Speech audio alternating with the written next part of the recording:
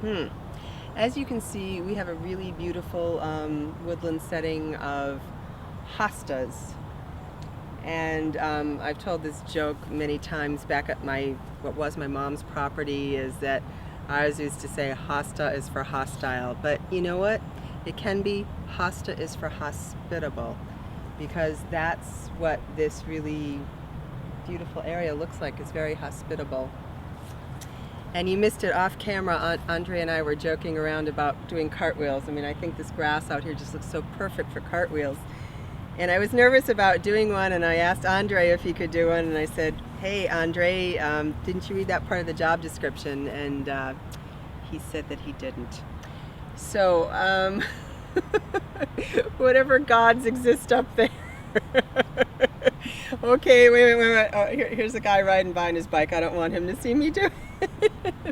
But let's go. Oh my God, it's been like 20 years since I've done a cartwheel. Whoa, didn't quite happen. Maybe I'll try it again when we're out on the other lawn. I totally forgot how to do it. Okay, you can stop. Well, you know, I don't have my summer feet going yet, and the grass isn't so bad, but when you hit a rocky spot, it's not so great. And here you've got, this is not clover. What is this? I forget, but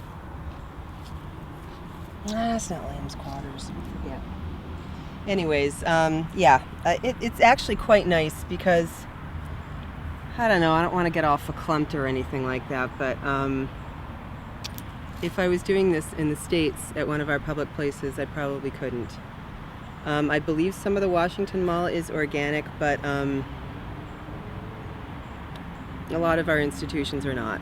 The State House in Massachusetts and in New Hampshire use chemicals. You can smell them. They use 2,4-D and all that other stuff, and they just haven't made that environmental commitment as well as health commitment to populace that Canadians have made. Yeah, for part of a summer, I was known as a tree hugger, and this one is just really, for the East Coast, it's got some good years to it. Hard to tell. I don't know, would you say like 200? Hard to say, but clearly this is one of those it came with the place trees. So in 1867, this was clearly already here, I believe. It's just, so this totem was made for Viscount Alexander of Tunis, Governor General of Canada, 46 to 52. So this is the last non-Canadian Governor General. And this was made on the occasion of his installation as an honorary chief. Boy, I'm going to really butcher this.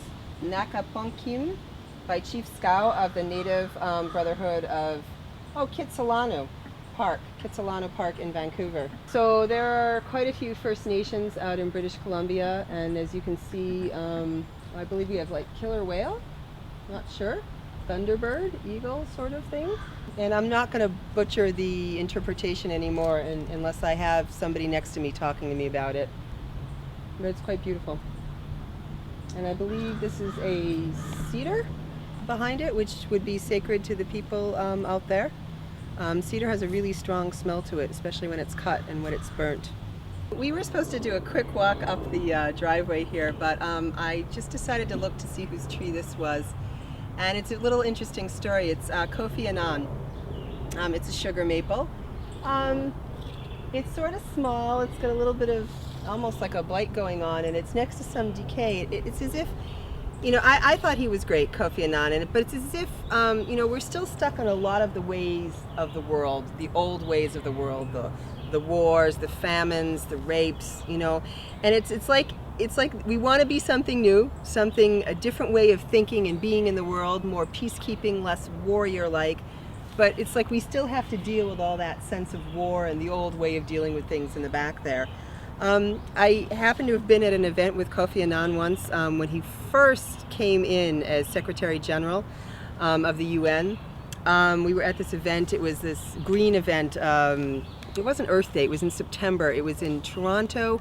I want to say it's 89, 90. It was that long ago, maybe 92. No, 89, 90. And it was a UN green event, and I was doing this thing called Eco Theater at the time. And I was performing and doing little workshops with children. Anyways, there was a big dinner, and it was the first time, well, we had what was called then, you know, organic chicken or naturally raised chicken. And I remember Kofi Annan making a speech. He said, well, this is the first time I've ever had organically raised natural chicken. I'm sure he grew up eating that kind of chicken, but, you know, labeled as such. It was like the first time back then. People hadn't been using that term, and there had been a lot of factory farming of meat and non-organic raising of vegetables, but the whole meal was organic, and I remember him commenting on it, and that memory just came back as we were looking at his tree here. So, you know, good luck to you, Kofi. You're in a tough neighborhood here, but, you know, I'm sure a more peaceful way of the world will win out. What is he up to these days? I'm walking barefoot and backwards up the driveway at Rideau Hall, and certainly on Thursday I'm not going to be able to do that, but you know, I've taken off the shoes, and you know, I look probably like a drunken fool walking up here, you know, tripping over myself, but it feels so good to walk on this great grass that's organically managed by the National Capital Commission, and we're going to go up and see some more at Rideau Hall. Seems almost as if on cue. We're about to start talking about the Year of the Child, which was back in '97, and that's why this tree was planted, and a whole group of kids are coming by here. We don't know what group they're in. We're not going to get their faces, but it's a group of kids hanging out. So clearly some of the issues that are really important about pesticides really have to do with children. These kids look like a bunch of teenagers. When children are in teenagerhood, so to speak, a lot of hormonal issues can come up in terms of pesticides. It's called endocrine disruption. And endocrine disruption is exactly what it sounds like, disrupting the endocrine system. And what ends up happening is any function that the endocrine system would be involved with would be affected. That goes from the pituitary all the way down to the ovarian and testicle area, and there's actually a fire engine coming, so maybe we should stop filming. I hope there's not a fire here. But anyways, so back to the endocrine issues. It's very serious because we're talking things like diabetes, we're talking things like the brain, and all the functions of the endocrine system that would be involved with the growing teenager. And we're also talking about things like future reproduction, miscarriages, ability to conceive, low sperm count, pancreatic functions in terms of diabetes, not just diabetes, but all kinds of things.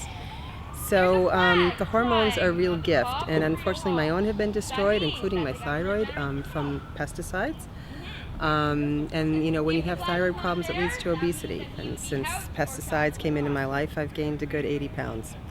So I think we should stop filming because there's a serious fire emergency going on in Rideau Hall, and we don't want to be a part of that.